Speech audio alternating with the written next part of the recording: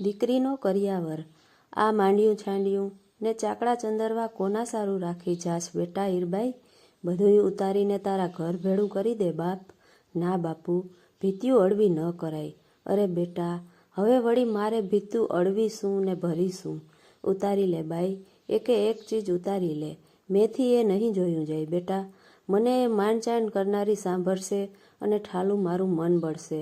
નિસરણી માંડીને દીકરી દિવાલો ઉપરથી શણગાર ઉતારી રહી છે અને બુઢો બાપ એને ઘરની તમામ શોભા સંપત્તિ કરિયાવરમાં લઈ જવા આગ્રહ કરે છે. માનું ઘણું વારસથી અવસાન થયું છે. 7 ખોટની એક જ દીકરી હીરબાઈને ઉછેરી બાપે આજ 18 વર્ષની ઉંમરે એને પરણાવી છે. આજ ભાણેજ એટલે કે જમાઈ તેડવા આવેલા હોવાથી બાપ દીકરીને દાયજો દેવા લાગ્યો છે.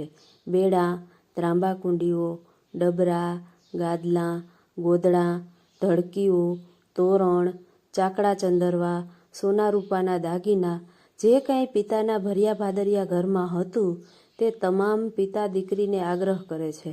ગાડાને ગાડા ભરાઈ રહ્યા છે. હાઉ બાપુ, હવે બસ કરી જાઓ. હીરબાઈએ આડા હાથ દીધા. પણ હું મેલું કોના સાટું બાપ? હું તો હવે 2 ચોમાસા માંડ જોઈશ અને તારું ગામતરું થયે તો આ પિતરાઈઓ અહીં તને થોડું ડગલુંય ભરવા દેવાના છે.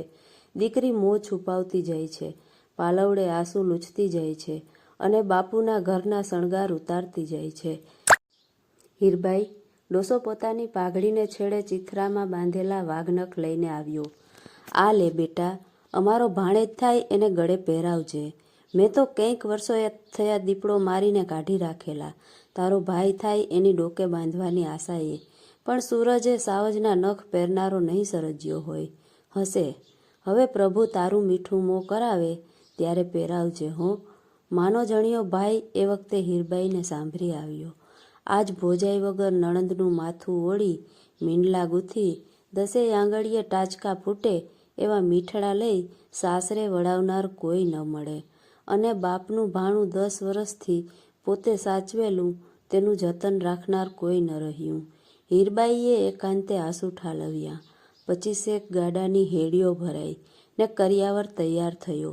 હીરબાઈએ નાઈ ધોઈ આણાતને અર્ઘે એવા વસ્ત્રાભૂષણો સજી રૂપ નીતરતા અંગને જાણે સોને રૂપે મઢી લીધું. માવતરના ઘરને છાંયડે ફરીવાર કદી બેસવું નથી એવું જાણીને છેલ્લી મીટ માંડી બહાર નીકળી. ગાયો ભેંસો એને બહુ વહાલી હતી એટલે જઈને પશુડાને ગળે બાજી પડી. પશુ જાણે જુદાઈની ઘડી પારખી ગયા હોય તેમ મોંમાંથી ખડના તરણા મેલી દઈ હીરબાઈના હાથ પગ ચાટવા લાગ્યા. બાપુ, આ વોળકી વિયાય ત્યારે મને બળી ખાવા બોલાવજો હો, નીકર બોગરું ભરીને ખીરું મોકલજો. હીરબાઈએ પોતાની માનીતી ગાય સામે આંગળી ચીંધી બાપને ભલામણ દીધી. અરે બેટા, બોલાવવાની તો કોને ખબર છે? તારા ભેળી કાંઠે બાંધતી જ જાને બાઈ. એમ કહી બાપુએ વોળકી પણ પુત્રીને ભેળવી વળાવી. આગળ દીકરીનું વેલણું, પડખે લાકડી લઈને ડગુમગું વળાવવા જતો બુઢો બાપ અને પાછળ કરિયાવરના 25 ગાડાં. એવી આખી અસવારી ચાપરડા ગામના દરબારગઢમાંથી અમૃત ચોઘડીએ ચાલતી થઈ. હીરબાઈ તો ચાપરડાનો હીરો હતી એટલે અડધું ગામ એને વળાવવા હલક્યું છે. એક બાજુ 18 વર્ષની યૌવન મસ્ત કાઠી કન્યા રેવાલ ચાલે ઘોડી ખેલવતા પોતાના કંથને નિહાળીને આવતીકાલથી મીઠો ઘર સંસાર માંડવાના મનોરથને હિંડોળે હીચે છે અને બીજી બાજુ બૂઢા બોખા બાળક જેવા બાપને પોચો પોચો રોટલો ઘડી એને ગરભને ઘીમાં ચોળી તાણ કરીને કોણ ખવરાવશે એની ચિંતા જાણે કે એના મનોરથ હિંડોળાને છેદી રહી છે. દાદાને આંગણ આંબલો, આંબલો ઘોર ગંભીર જો, એક તે પાન દાદા તોડ્યું, દાદા ગાળનો દેજો જો. અમેરે લીલાવનની ચરકલી ઉડી જાસું પરદેશ જો. હાજરે દાદા કેરા દેશમાં, કાલે જાસું પરદેશ જો.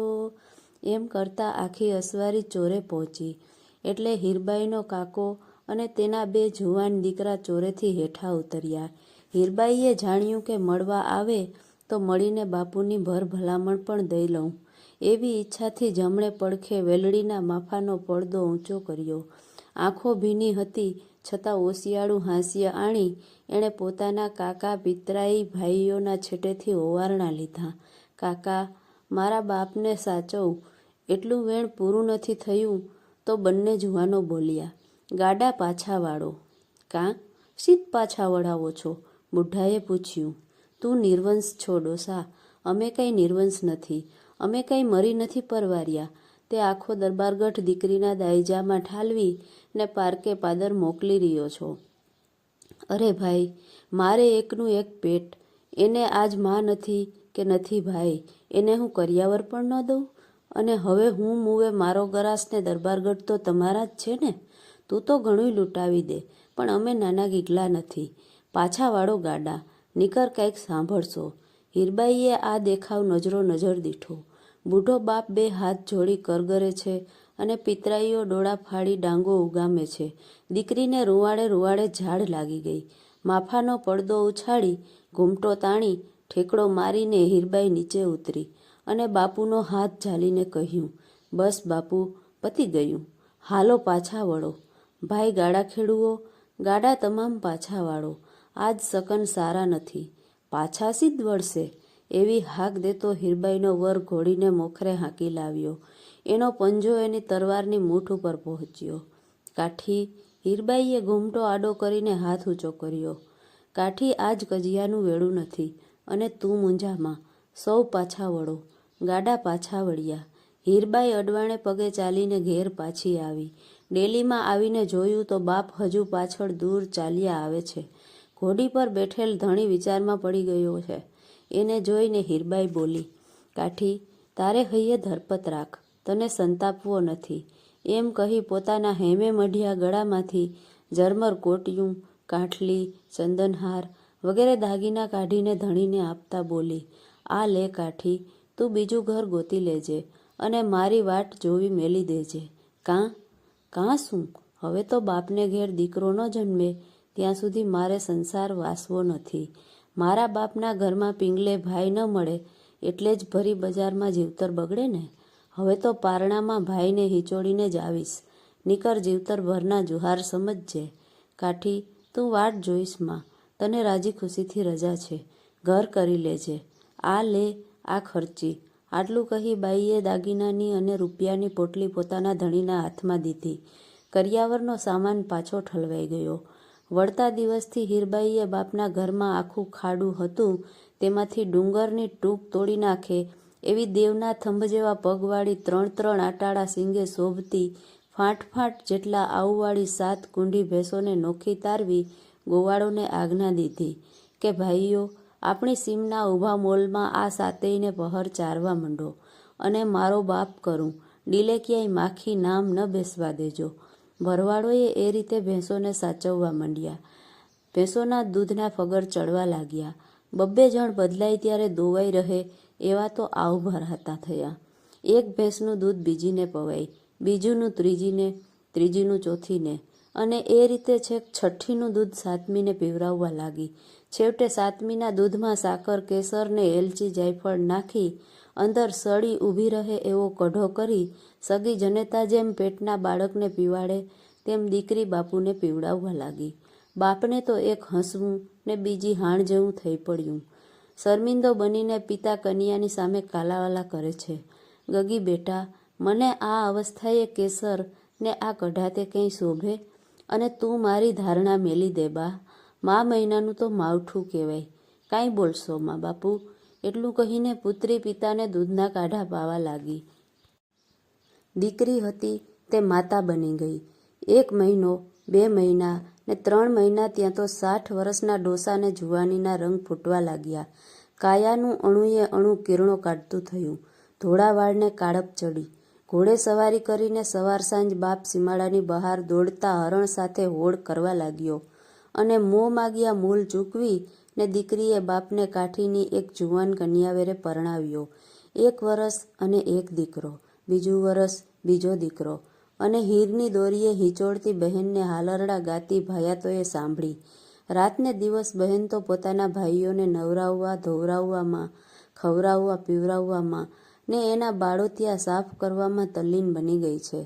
એમ કરતાં તો 3 વર્ષની રૂંઝીઓ વળી ગઈ અને ચોથે વર્ષે સીમાડા ઉપર ખેપટ ઉડતી દેખાણી. જોત જોતામાં કોઈ રોજી ઘોડીનો અસવાર ઝાપામાં દાખલ થયો. ગામની પનહારીઓ ઠાલા બેડા લઈ ને દરબારગઢમાં દોડી. બા વધામણી, ધાંધલ આવી પહોંચ્યા છે. આવીને કાઠીએ ઘરણા રૂપિયાની પોટલી પડતી મેલી. બાપુ, હીરબાઈએ બાપને કહ્યું, હવે આ વખતે તો ગઢની ખીલી પણ નહીં રહેવા દઉં, તમે નવી વસાવી લેજો. એમ બોલી ને હીરબાઈએ ગાડાં ભર્યા. દરબારગઢમાં એક ખીટી પણ ન રહેવા દીધી. ફરીવાર વેલડું જોડાણું.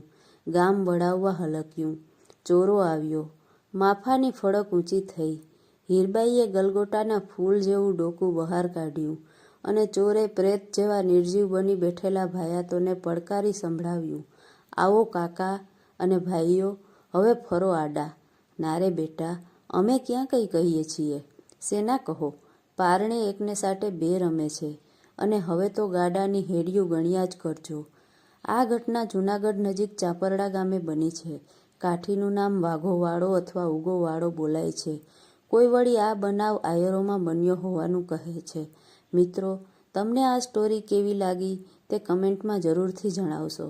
અને હા, જો આ વિડીયો પસંદ આવ્યો હોય તો લાઈક કરજો અને શેર કરજો તથા આવા જ વધુ વિડીયો માટે અમારી ચેનલ વોઇસ સ્ટોરીને સબસ્ક્રાઈબ કરશો. વિડીયો જોવા બદલ આપનો આભાર.